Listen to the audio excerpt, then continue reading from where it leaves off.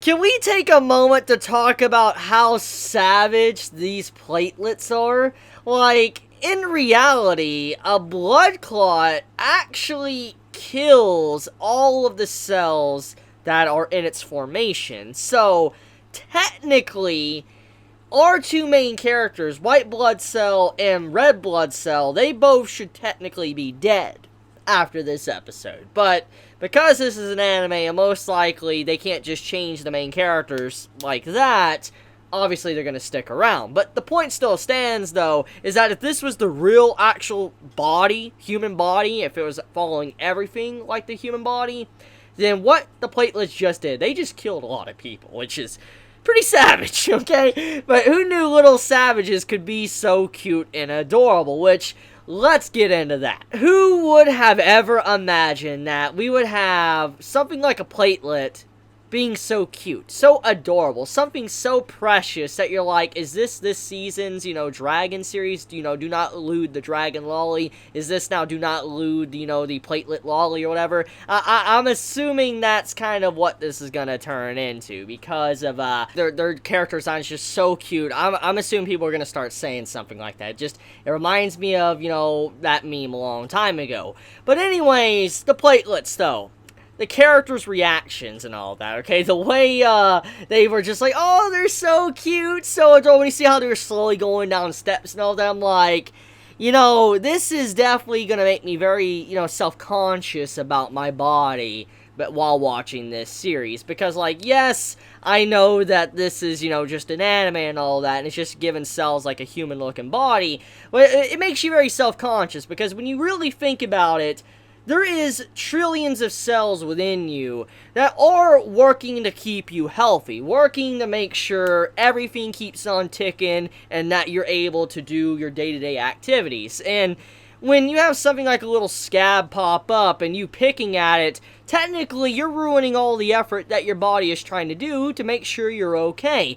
And I'm just like, this series is going to make me self-conscious about that, definitely, because, like, seeing how much work had to go into just, closing up a small little wound that's just tiny, I just, like, imagine a large gash and all that, like a large gash on your body that has to be sealed up and how much work it takes for your body to heal that. It's just like, this series really just makes you think. But yeah, I'm liking Cells at Work. Episode 2 is definitely, honestly, a lot better than Episode 1. Because, I mean, we get a little bit more details to the human body. And there's just so many things that are nods to how the human body works. To how the blood vessels constrict a little bit. When, like the wound, it opens up on the body and blood's coming out or whatever. I mean, I love the little details and the way they show through the imagery and all that. Of how the body works in their own way. Even though it's not, like, one by one accurate to how the human body exactly works, I think the series does the best it possibly can with these type of characters, or at least, anime-looking characters. I think it's doing a proper job. I especially love how the white blood cells are and how savage. I didn't really dive into that much in my first impressions, and I think I kind of want to talk about that a little bit in this, episode review.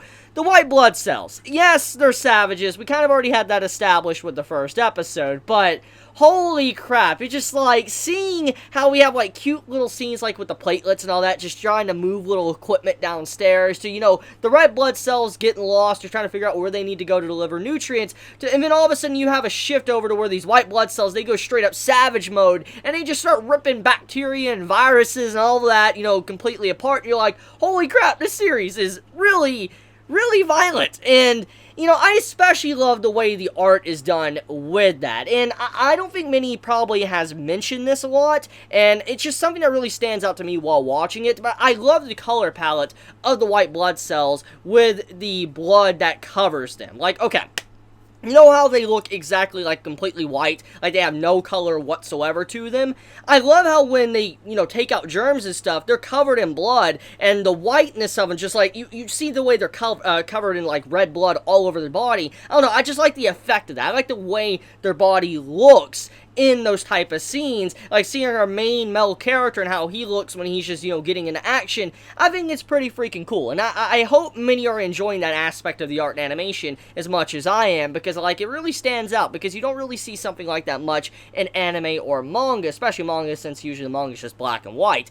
But, yeah, okay, shelving that, though, let's talk about what this episode is about. So, anyways, the Platelets, they were the true winners. They were the true victors in this episode. They managed to save the day. Even though the white blood cells, they did hold off the bacteria and all that, and the red blood cells really didn't do much. They ran away and all that, because it's really not their job. I mean, when you think about how your body works, the red blood cells, it's not their job to, attack bacteria and viruses. That's the white blood cells and all the other things, like the lymph nodes to, the T cells and all that. It's their job to be able to, help and correct your body. And so the red blood cells, obviously, they're just like, nope, they're getting out of there. And so seeing how that was kind of put into, like, a humanized form, and how, like, nobody comes to really save the white blood cells, they're all by themselves. If they fall, then the human body opens up to, many weaknesses and critical failure to where bacteria could run rampant. I like that type of analogy in this episode, that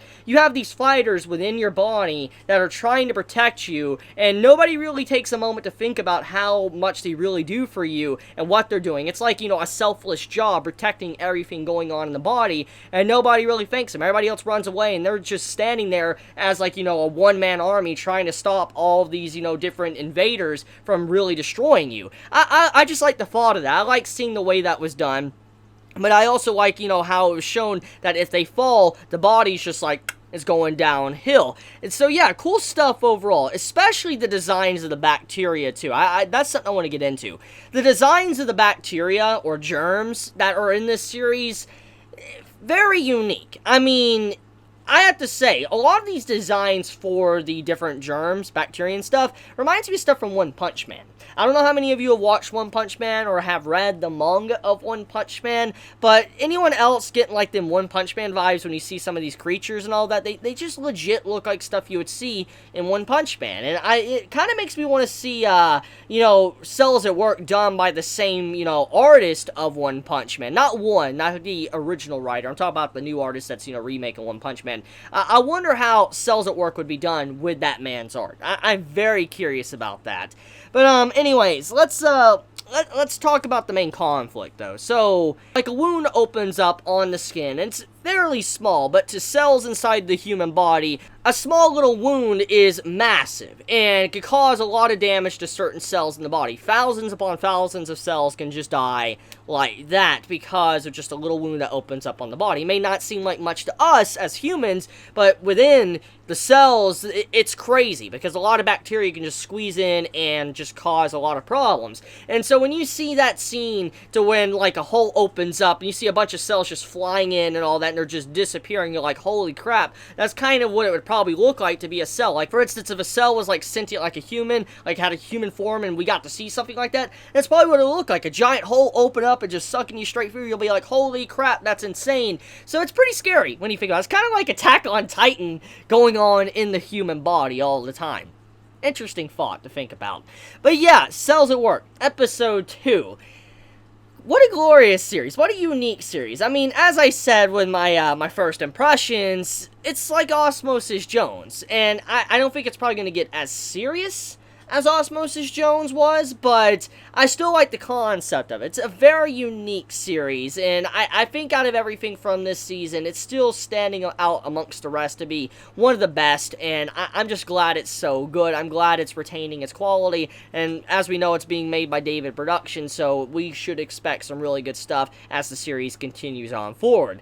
Now, to get a little bit off topic here, I know it's not actually going to be retaining to this episode, but I was told on social media that apparently there is a spin-off series to Cells at Work called Cells at Work Black? I think that's the title. It's a spin-off manga series of the original, and it focuses on an unhealthy human body. And the reason why this was mentioned to me was because last week when I was doing my first impressions, I was saying, like, I would really, love to see, like, some serious stuff happen in this body. For instance, like, what would happen if, like, you had a certain bad bacteria or virus, affects someone, or a disease. Like, let's say, someone got infected with, like, cancer or whatever, like, they got cancer, how would the body react to that? You know, how would the series go? Would it be something very serious, or scarlet fever that happened to Osmosis Jones? I mean, I would be very interested in seeing something like that. You know, seeing how the human body, or these cells and all that, try to react to something like that, while you have, like, this super virus just trying to take over the human body. And someone told me, like, Chibi, you're probably not going to get that with this series, but in the Cells at Work spin-off series called, like, Cells at Work Black, you're probably going to get something like that, because it focuses on an unhealthy human body that, you know, is going through a lot of problems, and the cells are trying to fix it. And so if that really is the case, if I wasn't lied to and that really is a spin-off, I'm definitely going to look into that, because that's pretty cool. I find stuff like that very fascinating. It's why I really liked, you know, Osmosis Jones, because of the whole Scarlet Fever. He was a really cool villain. Probably not the best villain, but a really cool villain. Very creepy when I was a kid. And I hope something like that's kind of done in the spin-off series, and hopefully if the series, you know, does really well, it sells well and all that, and becomes popular, even more popular than it already is, I do hope that eventually the spin-off gets an anime adaptation. That'd be very nice to see. But yeah, that's pretty much it when it comes to this week's episode. It's fairly simple. Our characters, even though they technically, if this was real life, they should be dead, they're not gonna die. I think it's just pretty interesting, and, like, you know, they're all stuck together for 3 days, and they really can't do much whatsoever, but that's about it. So let me know your thoughts in the comments below. If you enjoy my content, you know, please subscribe. If you like this video, please leave a like, and I love you guys. Please be safe, stay healthy, Chibi out.